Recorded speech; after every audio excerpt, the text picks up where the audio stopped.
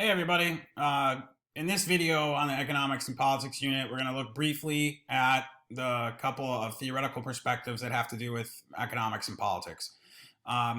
First, let's look at this theoretical perspective with regard to politics. So the pluralist model is the way that most Americans believe their country to operate, that the people rule, that political power is spread out amongst different people, different interest groups, and through their advocating and voting, they get their wishes and their desires and their chosen direction for the country represented in the halls of government, represented in Washington, D.C., our nation's capital, and in state capitals across the country. Now, as we previously talked about, this is not, in fact, the way that United States government works, United States politics work. Instead, as we referenced in the previous video, instead of this democracy we have, it is instead an oligarchy that is at play within the United States. And in an oligarchy, it is the wealthy, powerful, very small class of people who are the ones that are actually leading the country and directing how we spend our money, what we prioritize, and what we as a society set our goals for and how we get there. So this has its own theoretical perspective, and it's called the power elite model. So not the pluralist model, but the power elite model. And the power elite model is highly applicable to the United States and other countries around the world, but especially strong here in the United States because our elected representatives, it is found, do not generally represent the interests of the people that elect them. They represent the interests of the people that fund them. That isn't true for all politicians, but that is true for the vast majority of them. So in the power elite model, it says that political power isn't spread out among different groups of people and different organizations. It is highly concentrated within a fairly small group of people. And this group of people are the CEOs of our largest corporations, high-ranking military members, high-level and long-serving politicians, and the people that sit on the boards of director for our large companies.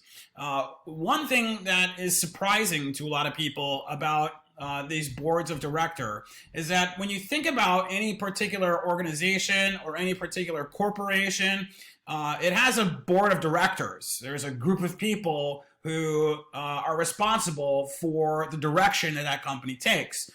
Apple has a board of directors. Google has a board of directors.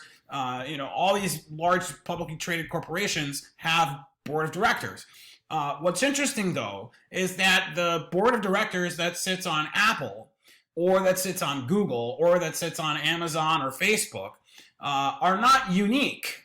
Some of those same people will serve on the board of directors of Toyota or Volkswagen or Nabisco or Johnson & Johnson or AstraZeneca. The people who sit on these boards of director, if you sit on one board of directors, you're likely to sit on multiple boards of director, so that you have influence and connections, not just to this one company, but to many of them.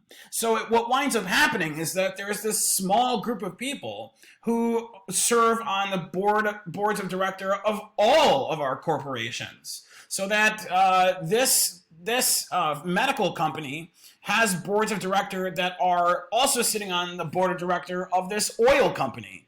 And they also sit on the board of director of this technology company. And what this is known as is interlocking directorates. That's not a term that you need to know specifically for this course, but the phenomenon is something that's important to understand. Right? That we tend to think about, well, Apple has its board of directors and ExxonMobil has its board of directors, and that those groups of people are different than each other. They're not different than each other. It's the same small group of people serving on all of these different boards, right? And then they're controlling the biggest, most powerful, wealthiest companies in our country and wealthiest companies in the world. right? So it shows just how concentrated the wealth and power really is.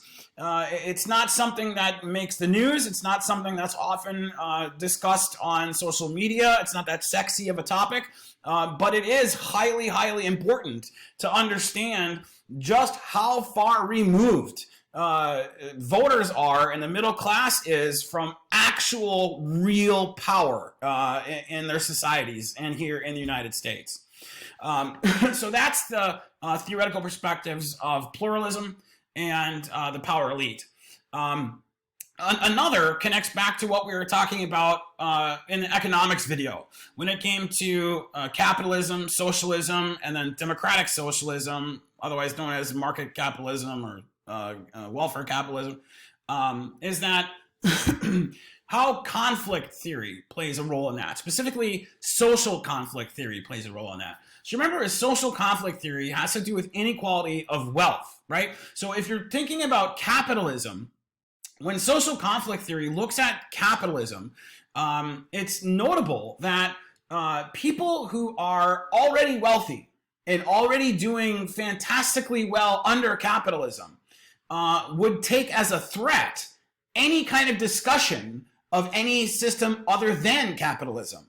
Like Jeff Bezos and Bill Gates, they don't ever want anybody to be thinking about democratic socialism or socialism, right? They've won the game of capitalism, right? They've won, right? Nobody has more money than they do, and they keep getting more and more money every day, right? In the time I've made this video, Jeff Bezos has probably made another $10 million, right? So he wins at capitalism. So any discussion of anything other than capitalism, any serious discussion of that, is a threat to him, right? Because he doesn't want that system to change. He's doing phenomenally well with the current system.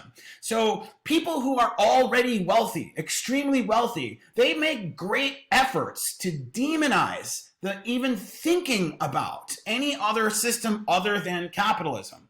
It's why if you turn on the news or you see across your social media feed, always this persistent denigration of socialism, of the concepts that are within socialism, right? Anything that could potentially be a threat to capitalism. Because people who have done phenomenally well under capitalism, they want to defend themselves. And one way that they defend themselves is by convincing everybody else that capitalism is really the only way that works, or it's the best way, and any other way would be horrible, right? We would be, living in caves if we got rid of capitalism, right? Our society would go crashing down. We have to keep capitalism because capitalism makes me super rich, but no, we have to keep it because it's really stable, right? This is a social conflict application to capitalism, right? This demonizing of any system other than that because it protects the people who are already benefiting really well from capitalism. Needless to say, the vast majority of the people do not benefit from this, right? There are tens of millions of people here in the United States who are struggling just to make ends meet, right? Even if you're not relying on government assistance and food stamps and things like that, most Americans don't have $600 for an emergency, right? Over 80% of them, they don't have in the bank money just stashed away just in case, right? They would have to use a credit card and borrow money. Which, of course, gains interest and things like that. So there's so many people in the United States for whom capitalism is not necessarily the best way, but they still think that it is because of this nonstop, persistent message that it's the only way. It's the only legitimate way. And yeah, it might not be perfect, but you surely don't want that other thing because that other thing, that would be horrible for you. Okay? Mostly those messages are coming from people who are phenomenally performing in the capitalist system, right? Would they be worse off if the system changed? Absolutely, right? Because under a system other than capitalism, a person with $150 billion probably wouldn't exist, right? But then you also would not have people starving in the streets in the wealthiest country in the world, which is the United States. Okay? So these are some of the theoretical takes on economics and politics, right? If you got any questions or comments, leave them in the section below. I look forward to reading them when you put them there.